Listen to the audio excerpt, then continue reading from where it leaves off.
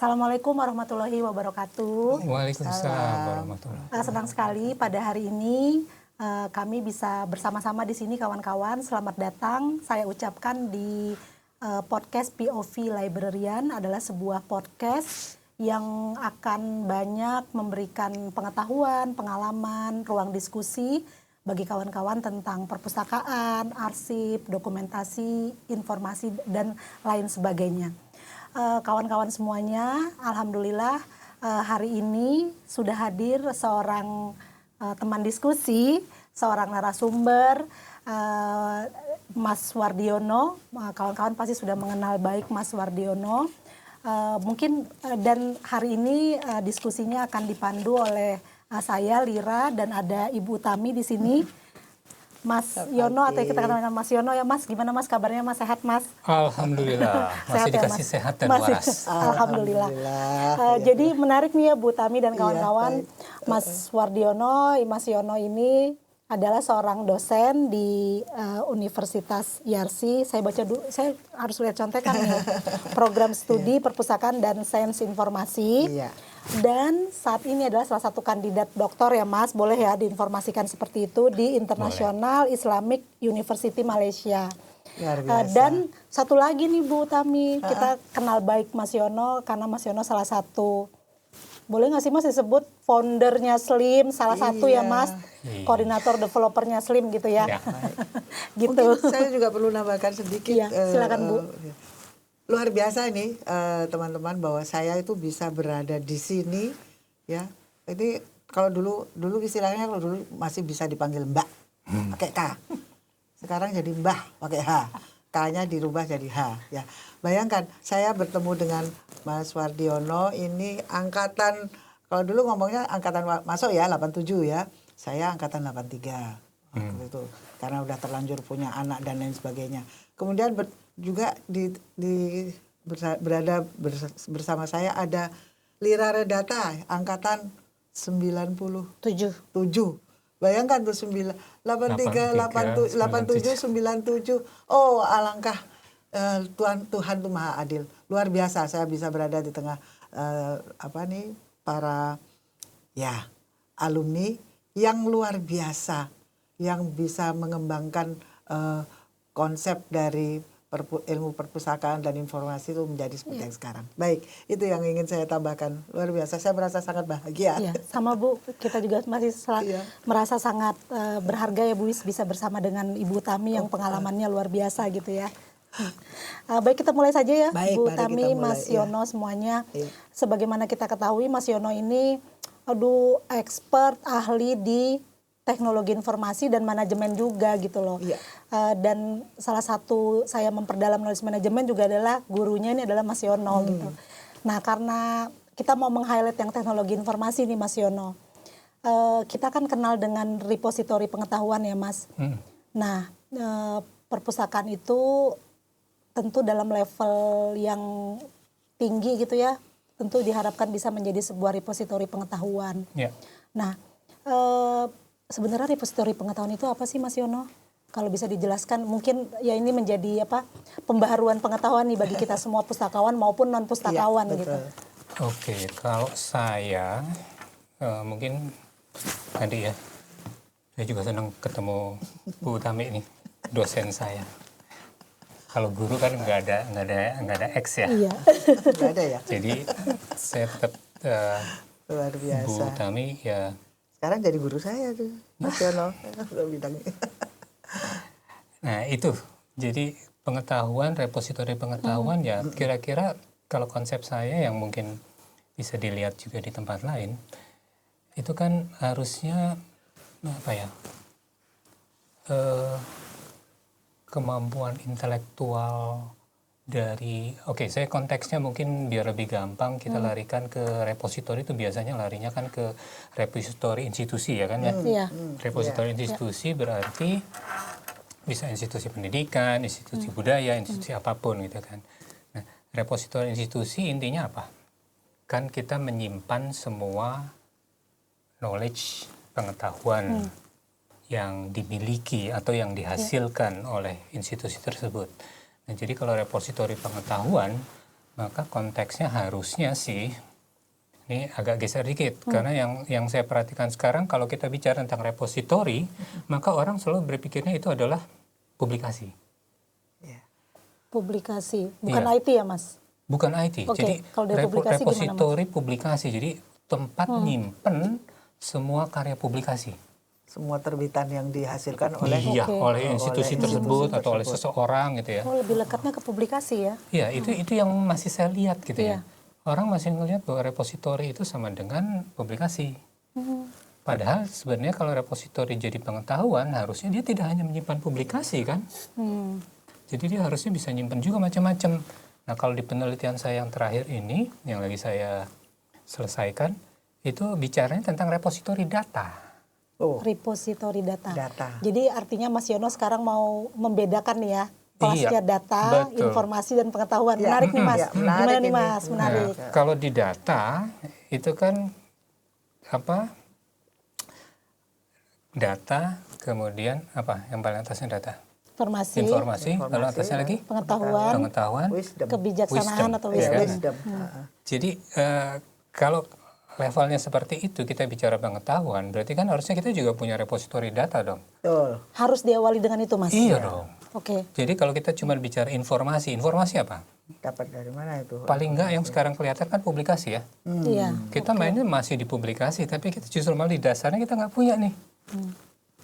Jadi kalau kita bicara pengetahuan, ya harusnya dari mulai data, informasi, sampai pengetahuan. Bahkan nanti kalau pengetahuannya yang udah terkumpul segitu banyak, di mana-mana gitu kan jadi wisdom. Jadi Jadi wisdom. Nah, jadi ini yang harusnya kalau menurut saya kalau mau klaim sebagai repositori pengetahuan, bisa nggak kita memastikan bahwa dari mulai yang Data. paling basicnya itu tadi, memang sudah kita repositorikan, sudah kita kumpulkan, sudah kita kelola. Gitu. Kalau kita cuma repositori publikasi, ya klaimnya repositori publikasi sajalah, nggak usah terlalu canggih ngeklaim repositori pengetahuan. Memang itu bagian dari pengetahuan, tapi masih justru yang basicnya nih, dari penelitian saya juga terbukti bahwa terutama di perguruan tinggi, itu repositori data itu belum ada. Seru kan? Seru banget. Artinya Seru Mas, itu. kalau misalnya kita udah punya repositori informasi nih Mas, yang tadi Mas Yono bilang itu adalah publikasi. Artinya misalnya contoh Iya. kalau institusi itu laporan ya Mas misalnya.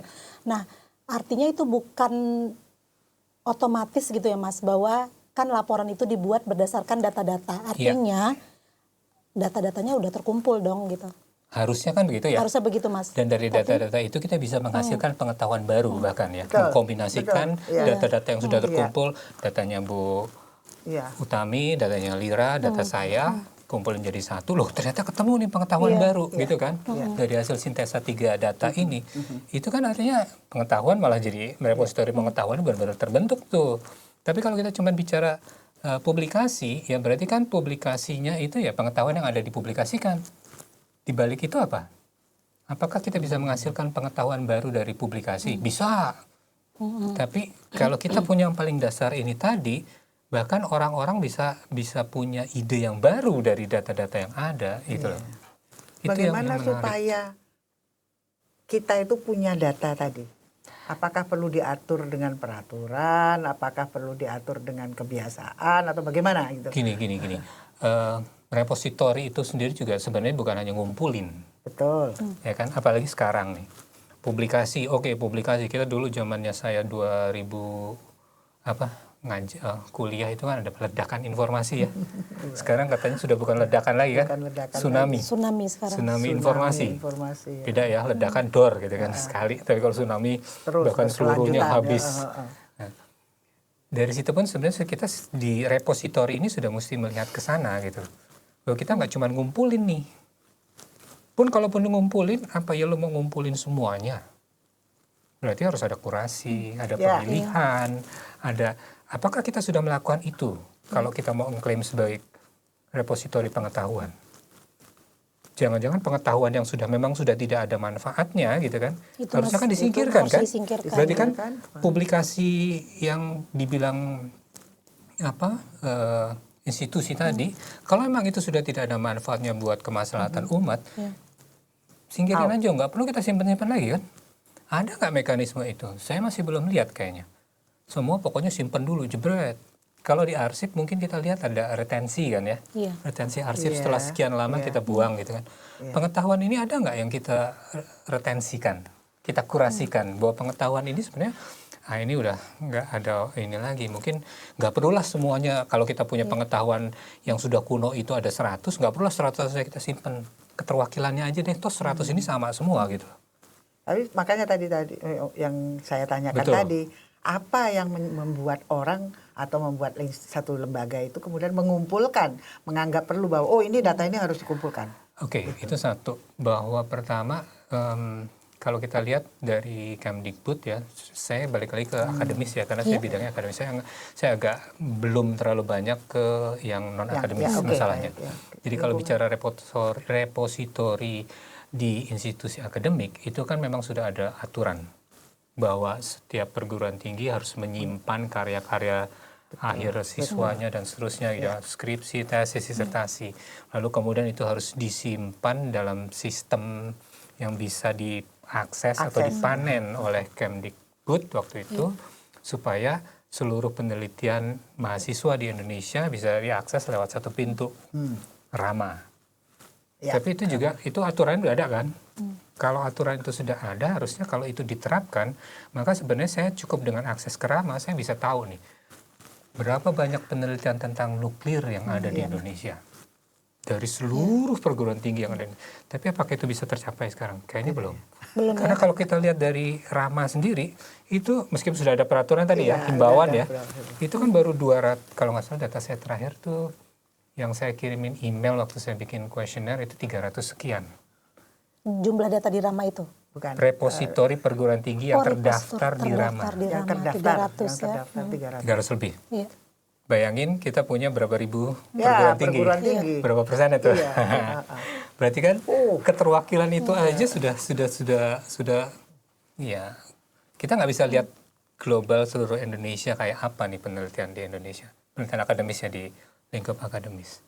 Jadi itu satu. Memang penelitian policy, kebijakan, aturan main itu harus ada gitu kan. Diperlukan juga. Tapi juga yang saya lihat, apakah saya nggak tahu kalau di luar mungkin karena sudah budaya ya, kita tahu Jepang, Belanda. Bagaimana catatan harga cabai di tahun sekian itu masih ada catatannya ya, Dendels punya pasar datanya diambil tahun sekian gitu kan. Di kita kayaknya budaya seperti itu tuh belum ada tuh, mencatat sampai detail gitu kan. Walaupun itu nanti mungkin bisa dianggap arsip atau apapun itu, tapi saya bicara secara global dulu deh. Budaya seperti itu tuh kita masih belum punya. Satu, budaya kita untuk berbagi, jangan-jangan juga kita masih susah ya. Mengumpulkan belum, lalu sekarang berbagi belum juga ya.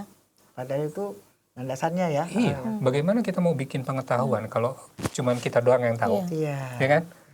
Kan Al-Quran juga nyebutin pengetahuan akan lebih bermanfaat kalau itu disebarkan, gitu loh. Jadi bisa nggak kita pakai konsep seperti itu?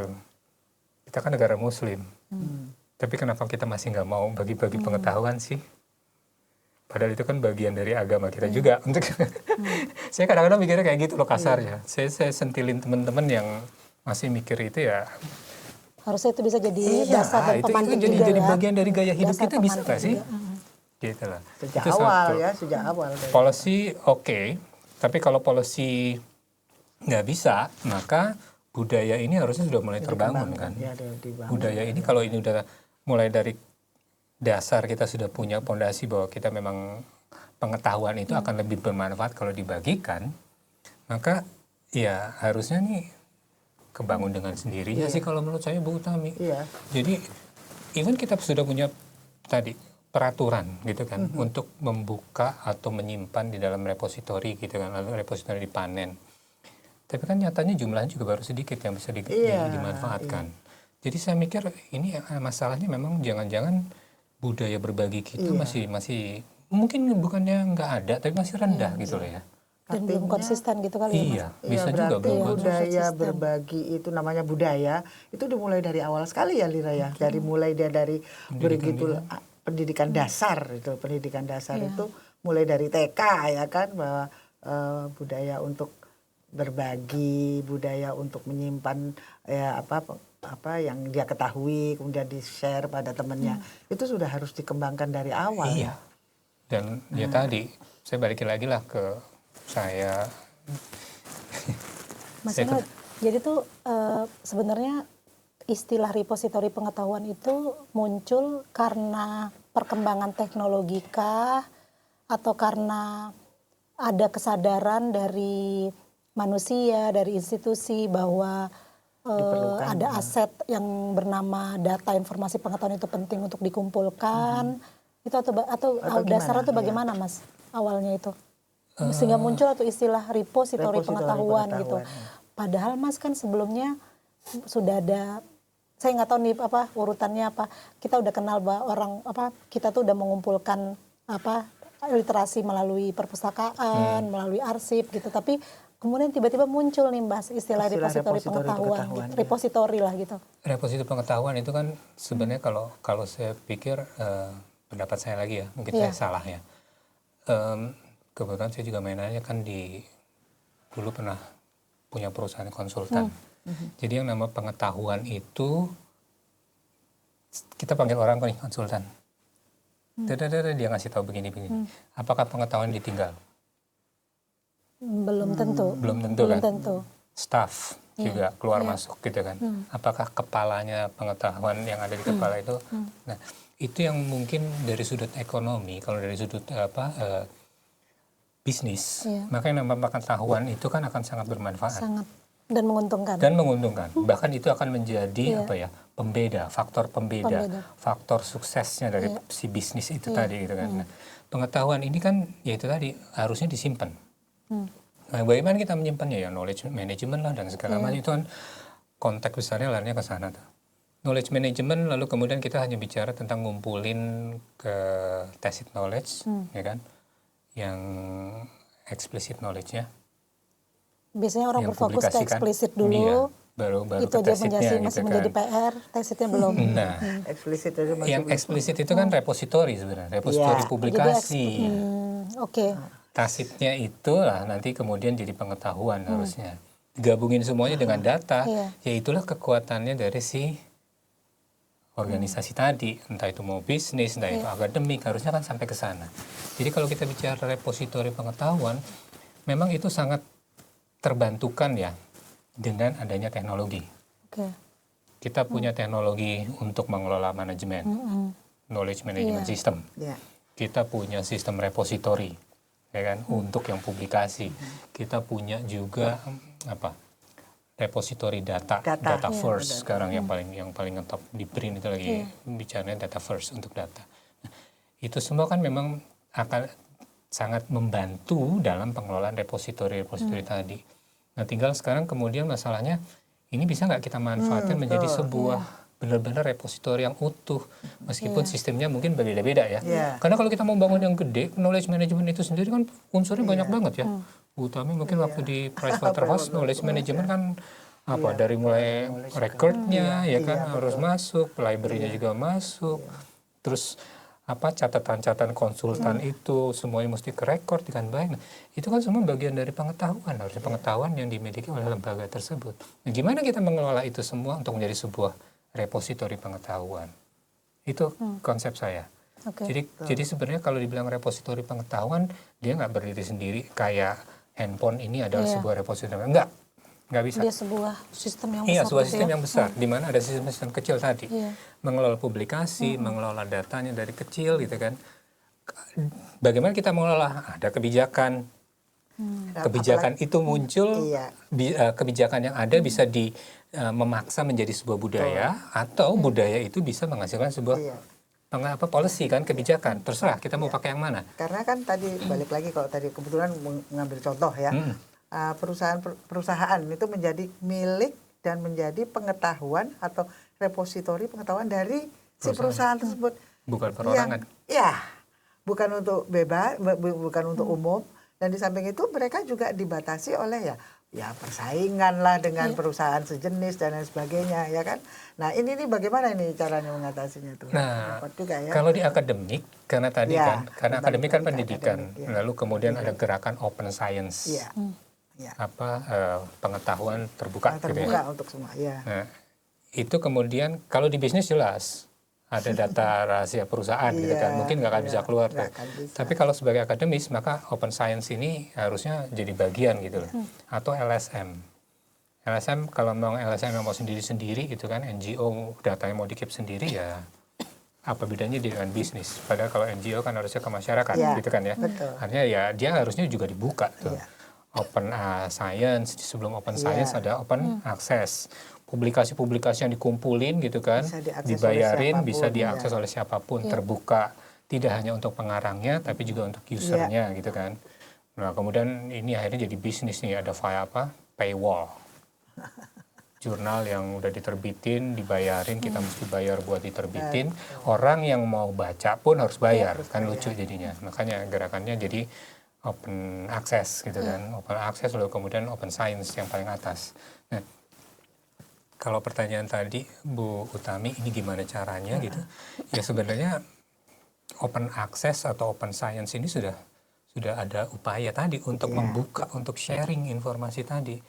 Cuman balik lagi, kemarin saya ngobrol dengan teman-teman di mana saya lupa. Jadi waktu ditanyain, kita sebenarnya open access atau open science? Itu bukan sebuah sebagai satu sistem ya? Maksudnya harusnya begitu. Open science harusnya betul, diawali dengan open science. Nah, gimana gitu. bisa mau open science maka open access itu. Betul. Mereka mengklaim open science, oh ya saya support open science, tapi apa mereka sudah open access? Iya. Apakah semua perguruan tinggi kita sudah bisa membuka tesis dan disertasi? Iya. Oke lah, mungkin aturannya kan kalau di perpustakaan ada embargo gitu ya. Kalau open access itu mungkin juga erat kaitannya dengan budaya berbagi tadi, balik lagi kan, sharing gitu loh.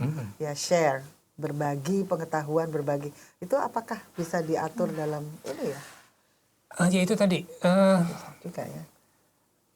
Belajar dari sekolah tinggi yang ada di Jakarta gitu, dia mulainya itu dari NGO atau bukan NGO, lembaga penelitian. Dari lembaga penelitian, lalu kemudian lembaga penelitian itu maju gitu lah ya. Lalu kemudian kita, kayaknya kalau kita cuma penelitian begini doang, nggak bisa nih. Target dari organisasi nggak akan tercapai.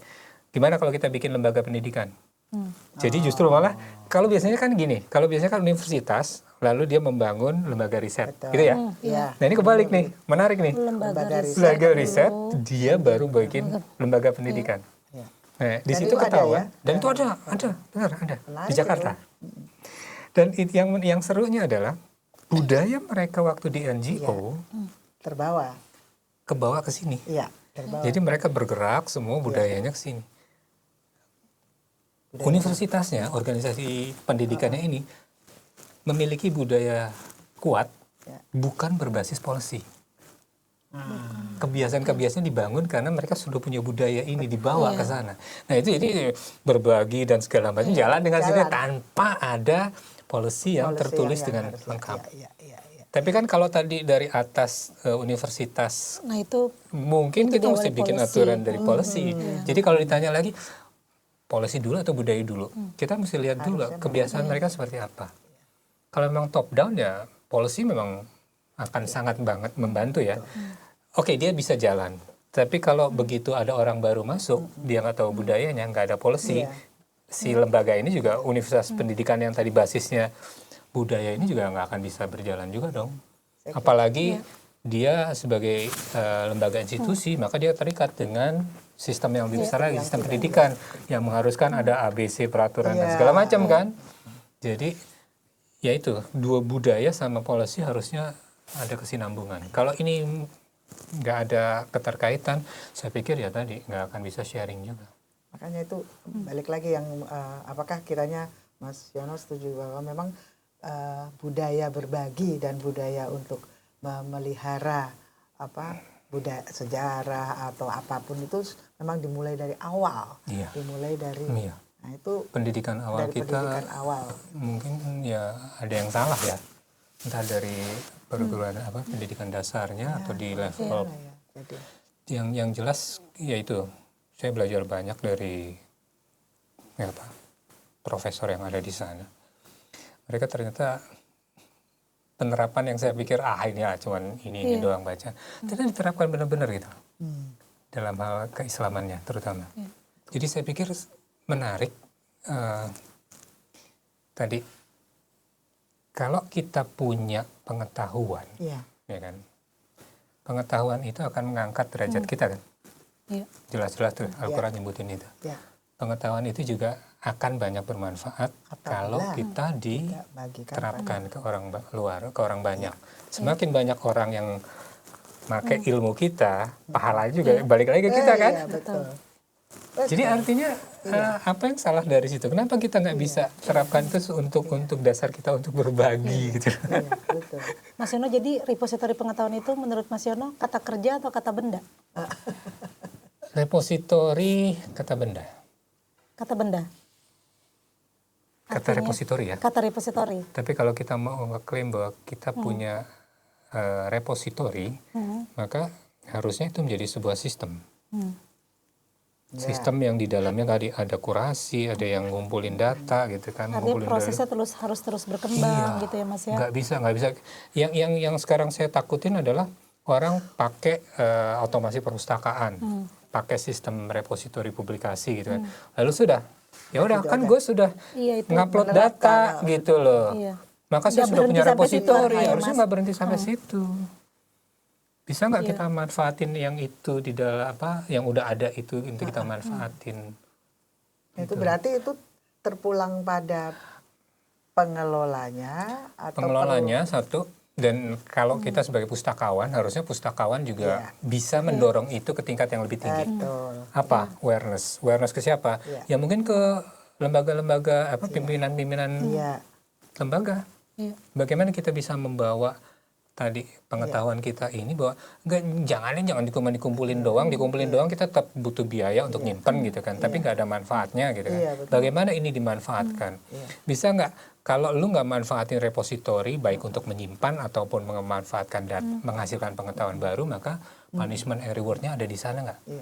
Itu kan bagian lagi dari policy kan. Bahkan dia pun pustakawan ini juga bisa menghimbau para pemustakanya untuk juga saling berbagi gitu. Betul. Dan ini berarti kualitas dari pustakawan ya. Dan itu artinya saya pikir gimana kita bisa sampai ke sana? Ya pustakawannya open mind dulu nggak? Open minded dulu nggak? Kalau dia mikirnya Mas Yono, tapi kalau tadi kan Mas Yono udah menjelaskan tuh ya repositori pengetahuan dan itu kan artinya ya kata kerja tapi kata benda, tapi sebenarnya kata kerja karena itu sebuah proses yang nggak akan pernah berhenti gitu. Dan karena ini adalah sebuah kayak landasan budaya yang dibangun, artinya tuh sebenarnya ketika Indonesia, ketika sebuah lembaga mau membangun repositori pengetahuan, sebenarnya tanggung jawab utamanya tuh di mana Mas? Siapa yang pegang gitu loh? Atau memang ini kerja kolaborasi gitu? Kalau saya bilang harusnya kolaborasi. Kolaborasi ya. Kolaborasi. Antara si pemilik pengetahuan, entah itu dosen, researcher gitu ya, sama siapa yang mau mengelola, dan kemudian kebijakan, pembuat kebijakan. Kenapa? Kalau saya punya data, tapi saya tahu data ini nggak dikelola sama pustakawan di perpustakaan gitu. Ngapain saya taruh ke sana? Mendingan saya taruh tempat lain kan gitu, yang supaya orang bisa mengakses. Ya kan? Jadi artinya perpustakaan bagus bisa gini, tapi si tadi peneliti atau sumber datanya ini memang nggak punya trust terhadap lembaga repositorinya, nggak akan dapat data juga kan? Dia akan dapat ya data gitu-gituan aja kan, nggak ada manfaatnya mungkin. Timbal balik itu bisa nggak kita mulai bangun? Pustakawannya mengajak yang tadi dan proaktif, tapi proaktifnya juga bukan hanya ngajak-ngajak doang. Bisa nggak dia membuktikan saya bisa dipercaya untuk mengelola datamu, saya bisa dipercaya untuk memastikan semua publikasimu bisa diakses kapanpun dan juga bisa sampai 50 tahun ke depan atau sampai lembaga ini hancur gitu kan, atau negara ini nggak ada, repositori masih bisa diakses oleh siapapun. Bisa nggak kita menunjukkan trust itu ke tadi? Nah, itu semua nggak akan mungkin terlaksana kalau kita jalan sendiri kan. Sebagai sebuah bagian organisasi, atas juga harus pimpinan kita juga harus paham kan. Harus paham betul ya.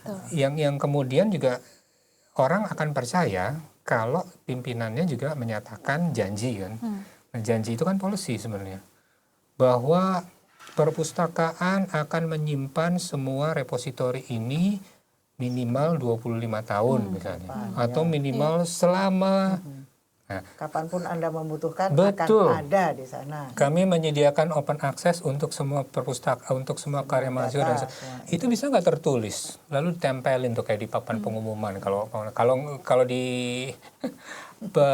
perguruan tinggi mungkin di webnya gitu loh, bahwa ini loh repositori universitas ini terbuka untuk umum, bisa diakses 24 jam. Kami menjamin siapapun yang data ini bisa diakses sampai sekian lama dan seterusnya. Polisi kayak gitu kan ya pimpinan harus setuju juga dong, karena itu kan janji ya. Janji organisasi terhadap akses ilmu pengetahuan yang ada di dalamnya. Didukung juga dengan tadi sikap dari pustakawan itu yang betul-betul mau membuka diri. Dan, wow. Nah, ini bagi gitu para pustakawan baru ya ini.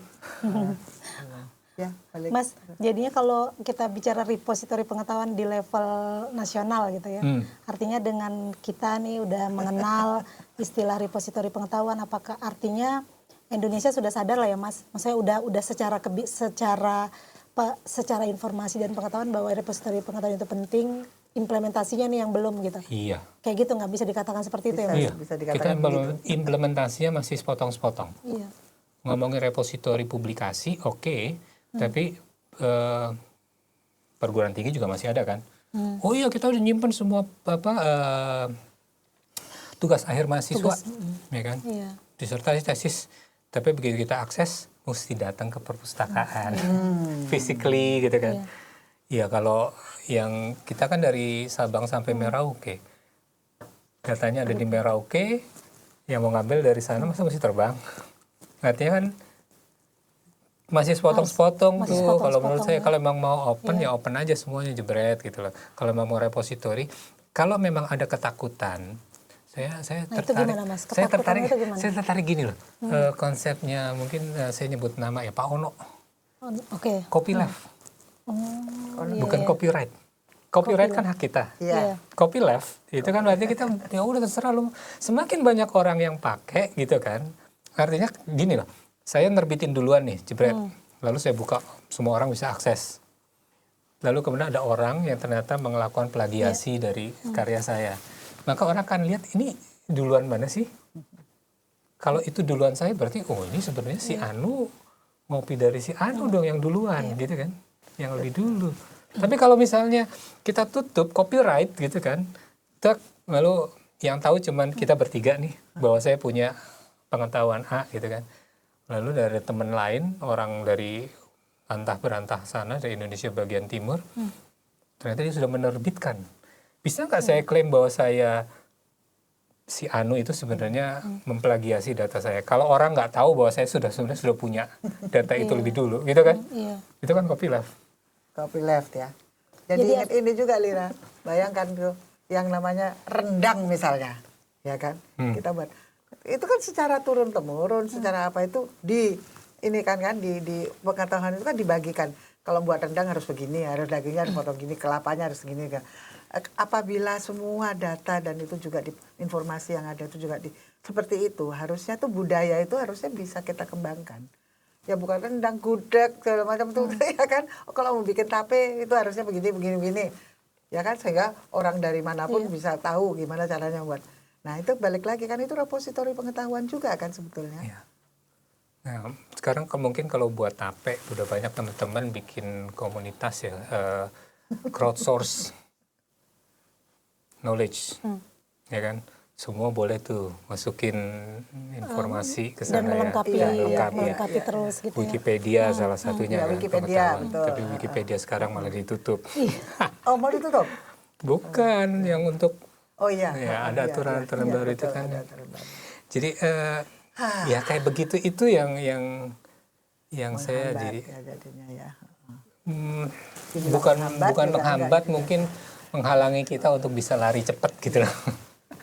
Mas, apa indikatornya Indonesia, sebuah negara Indonesia bisa dikatakan repositori pengetahuannya sudah baik? Indikatornya apa Mas? Ada nggak Mas? Kita bisa ngeliat nih, oh ini Iya. repository pengetahuannya udah bagus gitu. Kita lihat Indikatornya contoh apa? negara lain ya, Boleh nggak sih gimana? Mas, salah satunya perpustakaannya berkembang dengan baik, boleh nggak sih? Kita nih sebagai pustakawan kan Boleh. bisa nggak salah Satu ya, satunya itu gitu. bahwa perpustakaannya itu open access gitu kan, memberikan banyak layanan yang memang memungkinkan si pemustaka Siapapun gitu kan, pemustaka untuk pemustaka untuk bisa menghasilkan, bahkan bisa mengembangkan informasi cukup dengan datang ke perpustakaan gitu kan. Kan konsepnya Library 4.0 juga Iya, bikin begitu. sesuatu kan di perpustakaan. Jadi kalau perpustakaan sudah sampai ke Library 4.0, harusnya itu repositori pengetahuan udah ada di sana tuh. Kenapa dia otomatis memberikan tercermin kesempatan di gitu? situ ya. Bagaimana orang yang dari daerah nggak bisa Akses, nggak bisa. punya pengetahuan untuk bikin pot kembang misalnya, atau bisa bikin pot kembang, bahkan dia bisa buka Iya. pabrik pot kembang gitu kan. Nah itu kan pengetahuan tuh. Nah Library 4.0 arahnya sebenarnya udah ke sana tuh. Iya. Cuman kan kita kalau dilihat library kita library berapa? Nggak tahu kan Mas Yono dosen Kalau saya bilang masih rata-rata 2.0. Oh 2.0 ya, oke. Masih di 2.0 Itu satu Mas, yang lain apa Mas? Lainnya Mas? apalagi gitu. Gerakan-gerakan open science, Gerakan-gerakan open science itu jadi open movement. Kalau open movement Contoh itu gerakan misalnya. itu pasti kalau mereka mau berbagi itu maka pengetahuan dengan sendirinya akan terus berkembang kan. Nah kalau mereka support, benar-benar support ya, jangan tadi bilang saya support open science tapi open access-nya masih belegedes gitu kan ya. Iya, open science yang benar-benar disupport sama open yang lain, open data kah, open apa. Nah penerapan seperti itu kalau emang bisa kelihatan gitu, maka mungkin bisa dibilang sebenarnya repositori pengetahuannya sudah cukup bagus itu. Menarik sebenarnya. Artinya boleh nggak Mas? Negara maju itu berarti dia negara maju itu artinya salah satunya repositori pengetahuannya udah bagus. Bagus. Bisa nggak? Bisa nggak? Kan Indonesia masih negara berkembang nggak Mas? Indonesia masih negara Gini, berkembang gini. atau udah jadi Betul, negara betul, maju sekarang? Oke, negara berkembang sama negara maju. Iya. Tapi masalahnya kan saya dapat insight yang menarik dari Pak Putu. Gimana Mas? Dan juga dari ada satu tesis ya, standar yang dibangun oleh negara-negara berkembang atau negara yang lebih maju. Itu jangan lupa di dalamnya ada budaya. Nah, itu Mereka dia sudah yang terbiasa, masyarakat sudah terbiasa menggunakan komputer, menggunakan teknologi yang canggih gitu kan. Sehingga mereka bisa nih bikin standar, jebret. Apakah negara maju yang masih berkembang harus seperti mereka? Sementara yang pakai komputer juga di negara berkembang itu kan tidak sebanding dengan negara maju tadi gitu. Nah budayanya di situ nih yang mungkin harus kita jembatani. Jadi artinya kalau dibilang negara maju sudah repositori pengetahuan sudah lebih bagus, ya karena mereka yang mengembangkan itu dan kita ngikutin gitu. Tapi bukan berarti kita nggak bisa jadi ke sana dengan kemampuan tadi, dengan budaya yang memang sudah kita juga sudah cukup baik gitu ya untuk berbagi, untuk segala macam, open minded. Harusnya itu tidak membatasi kita, hanya teknologi kan tools ya. Iya, teknologi tools ya. Jadi jangan teknologi dianggap sebagai semua Setuju. panacea gitu ya, semua obat untuk segala hal gitu kan. Nah ini kan hanya sebuah tools. Jadi artinya toolsnya kan tidak harus dengan alat ini kan. Bisa nggak dengan kemampuan kita yang sekarang ini kita cari tools yang cocok buat kita. Yang penting kemampuan itu dulu yang harus dimiliki. Iya. Toolsnya sekarang pakai HP aja bisa segala macam ya kan. Ya, menarik itu sebetulnya. Jadi ini semoga ini menjadi daya tarik pada para pustakawan kita ya untuk juga. Oh iya boleh saya tambahin sedikit. Ya. Kalau Boleh sekarang dong, kan boleh kita saja. tsunami informasi, ya kan, Tsunami ini ya. digital. Nah berarti ya memang teknologi mau nggak mau sekarang jadinya menjadi hal yang wajib gitu loh. Kudu musihan. Jadi artinya tadi. Hal yang wajib, sepakat. Tapi bukan Tapi berarti bukan itu semua harus ke sana. Iya. Kita bisa cari yang lain alternatifnya, teknologinya gitu ya, yang cocok untuk kita. Cocok untuk kita. Gitu. Dan itu artinya apa? Kalau ada teknologi baru juga jangan ini nggak perlu, ini susah dan ya open minded tadi, pelajarilah. Bisa nggak kita bikin alternatifnya supaya kita tetap bisa melakukan tahapan yang kita mauin meskipun kita nggak pakai teknologi yang ini, pakai teknologi yang lain gitu loh. Kan itu kan open minded kan. Nggak cuman bilang, wah kita nggak bisa pakai ini, kita nggak punya komputer gede, kita nggak punya jaringan internet, terus udah diem. Ya itu nggak open minded kan. Jadi harusnya dia bisa ngeliat, oke, lu bisa pakai begitu, bisa mengerjain itu karena lu didukung komputer. Sekarang saya nggak punya kapasitas seperti itu. Kreatif lah, cari teknologi yang sesuai. Maka itu tadi. Ya tapi balik lagi memang dengan teknologi digital yang ada sekarang, jadi mau nggak mau kita juga harus belajar. Jangan juga tutup mata dengan kemajuan-kemajuan itu, karena bisa jadi kalau kita bisa mempelajari itu atau bisa menguasai itu, maka kecepatan kita berkembang akan lebih tinggi, lebih bagus, lebih cepat ketimbang kita mulai lagi dari nol. Kan kalau udah ada yang bikin ban, ngapain kita bikin ban lagi gitu kan ya? Iya, setuju. Why inventing the wheel? Gitu. Menarik ya, menarik. Iya, menarik sekali diskusinya. Tapi Mas Yono, Bu Tami, waktu kita terbatas. Tapi kawan-kawan tenang saja gitu ya. Ini hanya baru sesi pembuka. Kita ternyata baru membahas apa itu repositori pengetahuan. Kita baru berusaha menghelikopter view-kan repositori pengetahuan gitu ya. Nah, jadi kita sudahi dulu untuk sesi ini gitu kawan-kawan.